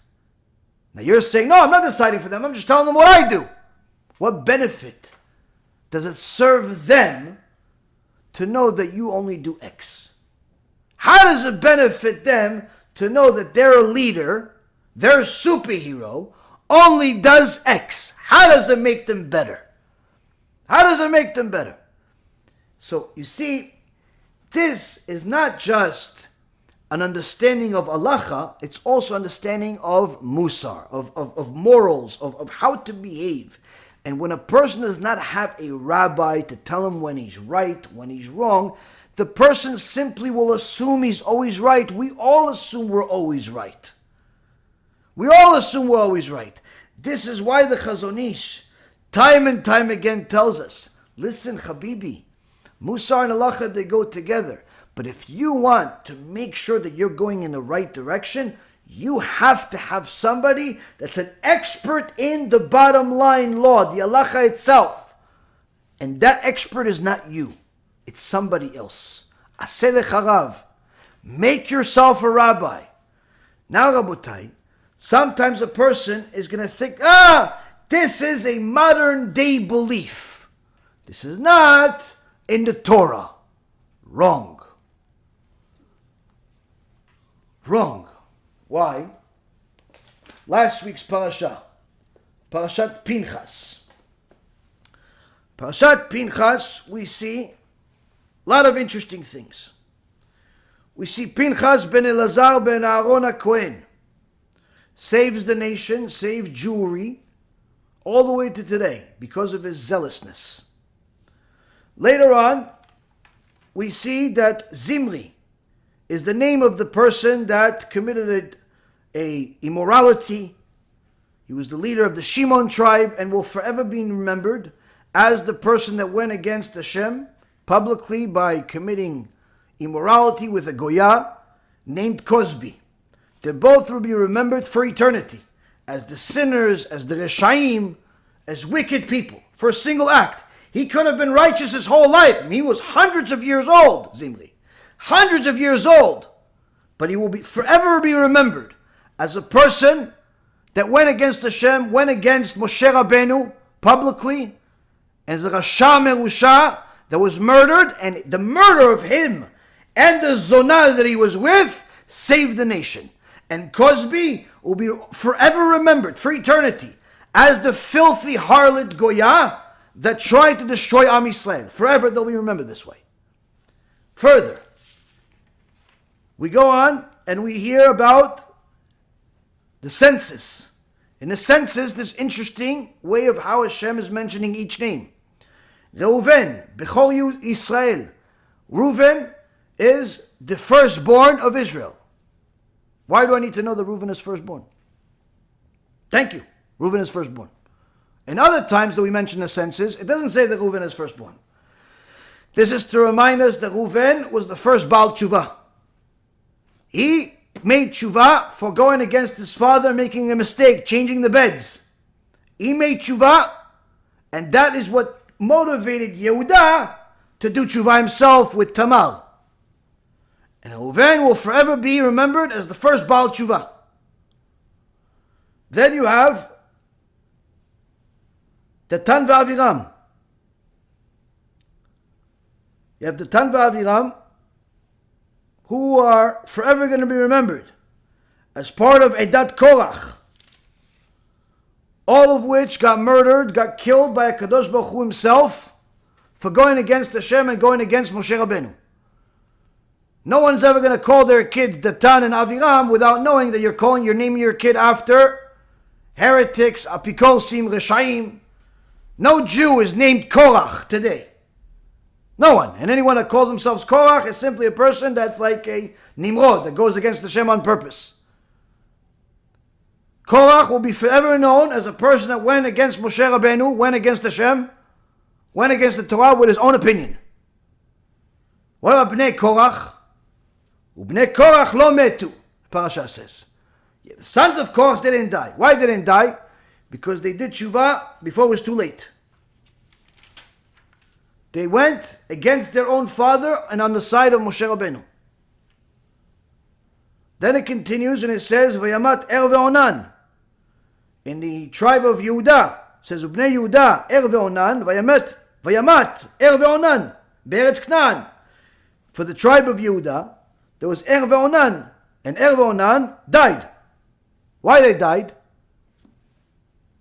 Sefer Bereshit, Book of Genesis, says that Er ve'onan, both Hashem killed them because they wasted seed. They did not want to impregnate Tamar and keep her beautiful. So HaKadosh Baruch Hu saw this as evil and he killed both of them. Forever they will be known as the people that wasted seed and Hashem killed them. That will never change. They will forever be known as those people. Now remember, we also have a Torah about us. You have a Torah about you, there's a Torah about me. There's a book that HaKadosh Baruch Hu has written about all of us. How do you want your name to be written in this book? You have, later on, Tzlofchad. Tzlofchad ben Chefer. Who's Tzlofchad? The first Mechalel Shabbat. HaKadosh Baruch Hu killed him by having Moshe Rabbeinu and Klal Yisrael stone him to death. Stone him to death. Stoning is throwing a person off of a 2-story building. If he's still alive, then they roll a huge boulder on top of him. And if he's still alive after getting crushed by the boulder, then all of the people that saw him sin and the rest of Klal Yisrael throw stones at him until he dies. The Gemara says that although the death penalty of this world is no longer given because there's no Sanhedrin, HaKadosh Baruch Hu still gives a death penalty. The same exact death penalties, the 4 different types of death penalties, are still instituted into the world. When you see somebody in a chas v'shalom, in a plane crash, a building crash, a car crash, or the like, that's the equivalent of stoning. Someone is burned in a house or burned in some place, that's the fire. Someone drowns, that's the chenek. That's the strangulation. So, Tzlofchad is the first Mechalel Shabbat. He will forever be known as the first Mechalel Shabbat, a week after we got the Torah, and HaKadosh Baruch Hu killed him. What about his kids? He had no sons, the Torah says, but he had banot. Machla v'Noah, Chagla, Milka v'Tirza. Why did the Torah mention his 5 daughters? Because they were tzadikot. They were tzadikot, despite their father making a mistake of eternity. And they will be forever remembered as the tzadikot, that HaKadosh Baruch Hu gave them land. What's another tzadikah that's mentioned in the parasha? V'shem bat Asher Serach. Serach, the daughter of Asher. Who is Serach, the daughter of Asher? She was the granddaughter of Yaakov Avinu. When the tribes wanted to tell their father Yaakov that Od Yosef Chai, that Yosef is still alive, They knew that he's an old man. If they give him so much good news at once, it may kill him from a heart attack, from joy.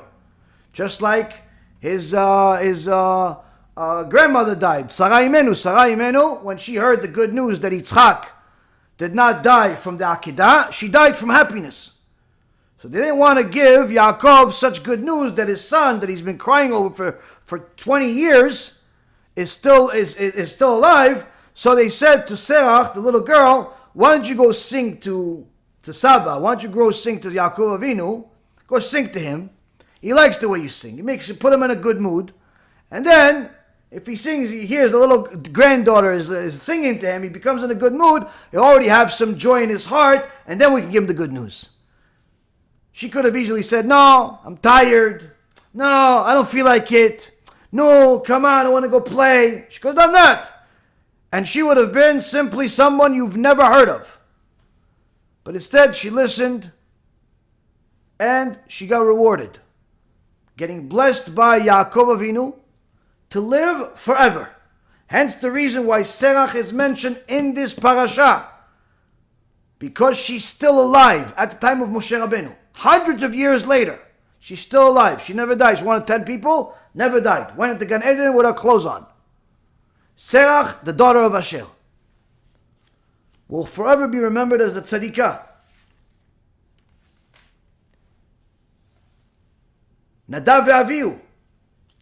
Nadav ve'avihu, it says, V'yamat Nadav ve'avihu, be'ikrivam es zara lifnei Adonai. Nadav ve'avihu, the 2 out of the 4 sons of Aaron HaKohen, the Tzadik Aaron HaKohen, which is Ilula, is on the Rosh Chodesh Av. Aaron HaKohen had 2 sons. The Gemara says Nadav ve'avihu were on equal weight with Moshe and Aaron. But HaKadosh Baruch Hu killed both of them. Why? Despite having a father that's the Kohen Gadol, Aaron HaKohen, Tzadik Yesod Olam, Aaron Rodef Shalom, Oev Shalom, chases peace, loves peace by bringing people to the Torah, not taking the Torah down to them. That's what the Mishnah in Avot says. Despite having an uncle, Moshe Rabbeinu, the rabbi of Am Yisrael, they made a sin. They served Hashem in a foreign way. They weren't serving an idol, but they were serving Hashem in a way that He did not allow. Simple. It wasn't Dat Torah. It wasn't the opinion of the Torah. Instead of being remembered as the 2 biggest tzaddikim that led Am Yisrael after Moshe and Aaron, they're remembered as Nadav and Avihu, the 2 people that Hashem killed them, because they did not serve Hashem the way He wants them to. They didn't go with Dat Torah. And forever they'll be remembered as that. What about 2 people that weren't necessarily as great in Torah, did not necessarily have the same uncle and the same father? Kalev ben Yefuneh and Yehoshua ben Nun.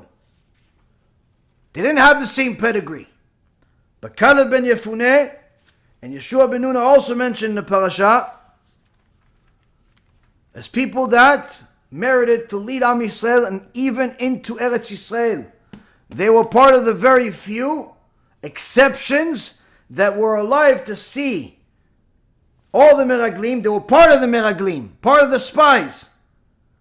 But they did not join the Lashon Hara against Moshe Rabbeinu, against the land, against Hashem.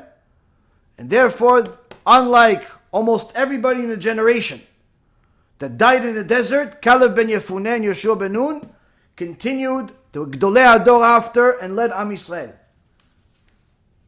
And forever we remembered as that. Even though Yehoshua ben Nun, David HaMelech says he was known at one point as the Ksil, as the fool, the one that didn't know anything.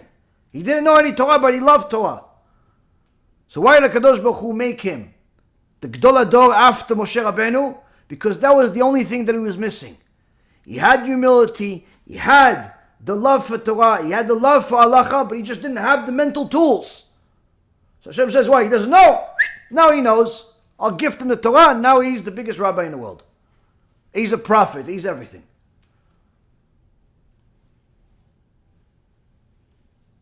So we see, Rabotai, all of these different people mentioned in the parasha for different reasons. Some for good, some for bad, but for eternity. The decision to put these names in the Torah were all halachic reasons. They weren't ideological reasons. They weren't even moral reasons. They were halachic reasons that had an impact on eternity. On eternity. Not only their own eternity, but also on us today. But it starts with Pinchas.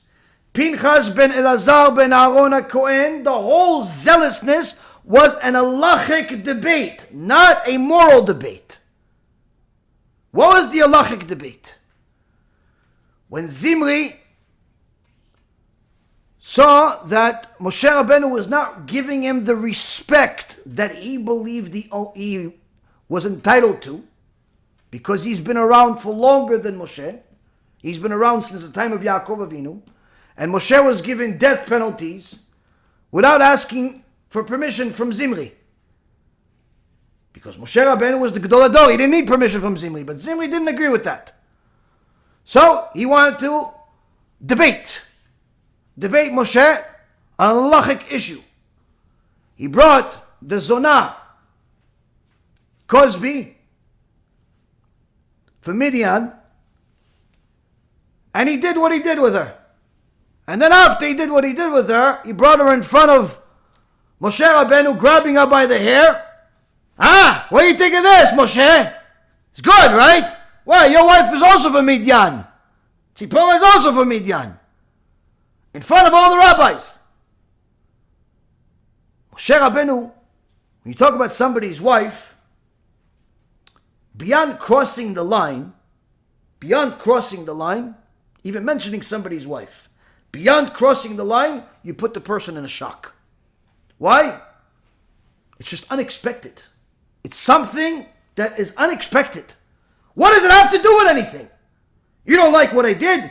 What does it have to do with my wife? But that's what Reshaim do. And that's what Zimri did. He says to Moshe, she's like your wife. Your wife converted. I'll convert her later also. You probably were with her before you converted her. Right? So I'll do the same thing. Moshe Rabbeinu didn't know what to say. All the Chachamim couldn't believe that the Gadol Hador Moshe Rabbeinu didn't know what to say. They said, what a busha this is, what an embarrassment it is. Our rabbi doesn't know what to say. Comes Pinchas. Who is Pinchas? Average person. Pinchas ben Elazar ben Aaron HaKohen. He's not a Kohen Gadol. He's not even a Kohen. He's Pinchas. He comes and he says, Rabbi, Moshe Rabbeinu, didn't you teach us in the class just the other day that someone that is a zealous person for Hashem and sees a Jew in relation with a non-Jew in the middle of the act itself is allowed to kill him? That's the halacha, Moshe, right? You told us. Moshe Rabbeinu says to him, you're right. You remembered it. You go do it. Now, Rabotai, Gemara Masechet Brachot says, when Shmuel HaNavi, many years after this event, he was only a couple of years old. And he saw that the Kohen Gadol Elchanan was making an error. What was the error? There was an error. They were saying, listen, we're going to wait for the Kohanim to come and slaughter this calf to make it a korban in the Bet Mikdash. And little Shmuel, little one, 2 or 3 years old, he says, I'm sorry, but that's not the halacha. Halacha is anybody can slaughter. Israel can slaughter the calf. The Kohen has to do the sacrifice, but the slaughter, it's not the Kohanim. Kohanim don't slaughter. Hanan says, you're right, but now I have to kill you. Why? You're not allowed to say, halacha in front of your rabbi. It's disrespect for the Torah. It's disrespect for your rabbi. Somebody's asking a question of the rabbi and you answer for the rabbi, that penalty. It's disrespect of the Torah. Baruch Hashem, since he was only a couple years old, even though he was a genius, there was mercy on him, especially because his mother Chana was a Tzaddikah and she had mercy on him, and he ended up becoming the biggest and the greatest the world has ever seen. At his time, he was as great as if he was Moshe Rabbeinu and Aaron together in one person, Shmuel. But that is still the halacha, that you're not allowed to say the halacha in front of your rabbi. Somebody asks the rabbi a question, you shut up, even if you know. You shut up until the rabbi answers. Unless the rabbi is asking you, what do you think it is? Then you answer. That's a respect for the Torah. So how come Pinchas the Tzadik, that we're all alive because of him, why is he allowed to do such a thing when Moshe Rabbeinu forgot the halacha? And Pinchas comes over and he says, Rabbi, you taught us in class the other day that if this guy is a boil aramit, he's with a goya, someone that's a kanai, someone that's zealous, kills him. He's allowed to kill him. It's a mitzvah. How come he's allowed to do it? How come he's allowed to do it? Rabotai Yekarim, the Gemara says in Masechet Sanhedrin, B'makom sheyesh chilul Hashem en kavod larav. In a place where there is a desecration of HaKadosh Baruch Hu's name, there is no honor whatsoever considered for the sake of the rabbi.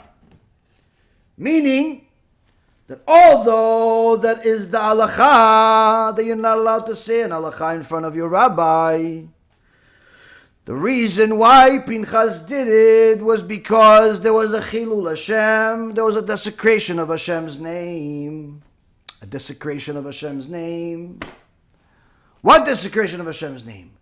Zimri was in essence selling to the world, listen, I paskin differently than what you guys think. Why?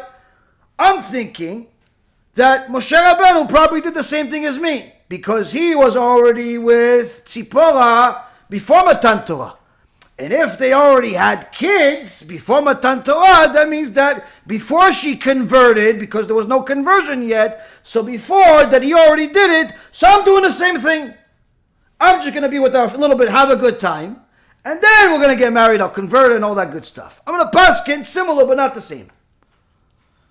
That's a chilul Hashem, that's a distortion of the Torah, that's a destruction of the Torah. And you're doing it in public, you're making a YouTube video about it, you're doing all types of things. You're wrong psak. And even if it was right, you're publicizing it regularly. That's a chilul Hashem. And Pinchas ben Elazar ben Aaron HaKohen says, the halacha is in such a circumstance where there's a chilul Hashem, there's no consideration of the honor of the rabbi. If the rabbi is inviting Christian missionaries to a synagogue, there's no honor to the rabbi. If the rabbi is saying there's no Gehenna and distorting what Torah says, there's no honor to the rabbi. If the rabbi is saying all types of things that are against the Torah, there's no honor to the rabbi. In fact, it's a mitzvah to publicize and go against such people. And that's what the Gemara in Masechet Sanhedrin, page 82a says. The reason why Pinchas, what he did was a mitzvah, was because he considered the honor of Hashem as the reason why he spoke in front of his rabbi. It's not that he went against his rabbi. He didn't go against Moshe Rabbeinu. No. He said the halacha is, in this particular circumstance, since there's a chilul Hashem, I do not have to take your honor into consideration, as far as that's really the only reason why I wouldn't say an halacha in front of you. But since that law is put aside, just like the Shabbat is put aside if there's a pikuach nefesh, the honor of the rabbi is put aside when there's a desecration of Hashem's name. That, Rabotai, that entire calculation that took me 20 minutes to explain to you happened in 1 second in Pinchas's mind. A simple person that became a giant that's still alive today as Eliyahu Navi. Pinchas ben Elazar, ben Aaron HaKohen, HaKadosh Baruch Hu says, I'm going to give him Briti Shalom. What's Briti Shalom? Says the Zohar Kadosh, Briti Shalom, that is the name of the Shechina. That is the name of the Shechina. That is the Shechina comes on a person that protects his Brit. And since Pinchas was going to defend the Brit of Am Yisrael, defend the morality of all Am Yisrael, he gets the Shechina on top of him forever. You protect your Brit, the Shechina will be on top of you. You desecrate your Brit, Shechina leaves immediately. But this whole argument, this battle, this war, this murder, was all based on Halacha. All based on the law itself. It wasn't some crazy guy that just loves Hashem and he's afraid of Gehenna. No. It was an Halachic dispute that went to the bottom line. This, Rabotai, is what made Pinchas ben Elazar ben Aaron HaKohen great. The same exact parasha that talks about other great people, but also other people that were not so great. Other people that chose to go against Moshe Rabbeinu, against Hashem, against everything that we know.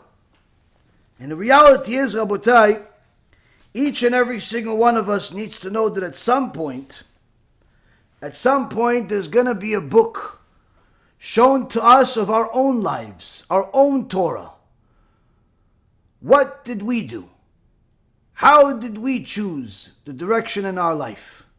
Did we choose it based on our own rationale, our own ideas, or did we have something to stand on?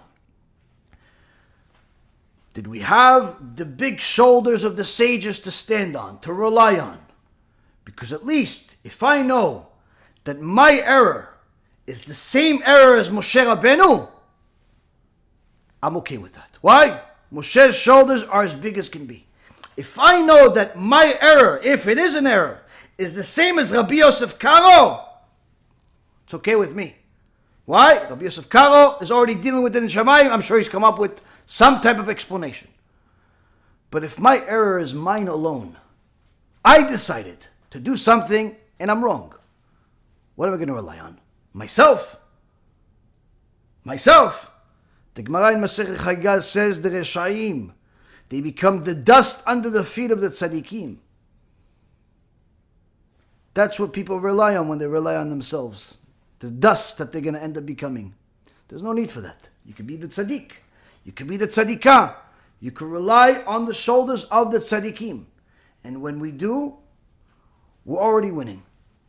We're already winning both in this world and the next.